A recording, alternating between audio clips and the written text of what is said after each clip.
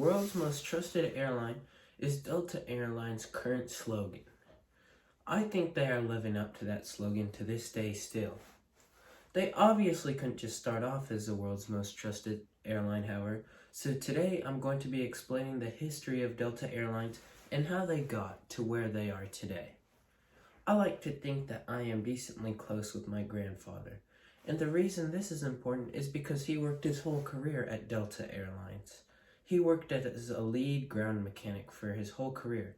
This means he worked on literally every single mechanical thing Delta owned except the airplanes. He has vividly described to me his 40 years working there through all his stories he has told me.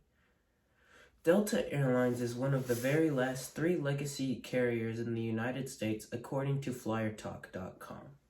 A legacy carrier is just an airline that was in operation before the U.S.'s 1978 Deregulation Act.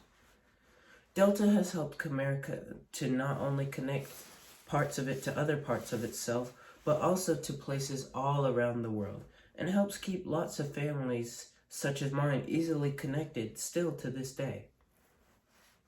My main points in this speech are going to be the early history of Delta Airlines, when it was still called Huffdale and Dusters, its rise during World War II, after being named Delta, its rise during the Jet Age, and where it currently stands now. What would eventually become Delta Airlines was first named Huffdale and Dusters. In 1925, it was a crop dusting airline based out of Macon, Georgia. It was the world's first crop dusting airline. However, what was even more extraordinary was how much assets the company had acquired at the time. Under the Huffdale and Dusters brand name, the company grew to an 18-strong fleet of aircraft, which was completely unheard of in the mid-20s due to just how new aviation was at the time. In 1928, a man named C.E. Woolman would change the face of American aviation forever. He would convert the Huffdale and Dusters to a passenger airline and named it Delta Airlines after the Delta region in the state of Mississippi that Huffdale and Dusters used to service. Woolman brought shocking structure quickly to the company. When Delta, however, really grew was in the late 1940s when it helped the U.S. Army with all sorts of equipment training and service runs. Delta was one of the very first airlines to operate the DC-8 and actually introduced the Douglas DC-8. It took delivery of its first in 1959. This date marked the day the world would forever shrink, making journeys that used to take days across the seas now take hours. Delta continues this aggressive jet age expansion by purchasing the Convair 880 and later on the DC-9, both in the late 60s. Delta then leaps into the 70s very strong by being one of the first airlines in the world to operate the world-famous Queen of the Skies. This is also known formally as the Boeing 747. At the end of the 1970s, after the Deregulation Act, is when Delta would really be set in stone as one of the major carriers of the world. Delta uses 747 all the way until 2017, as noted by SimpleFlying.com.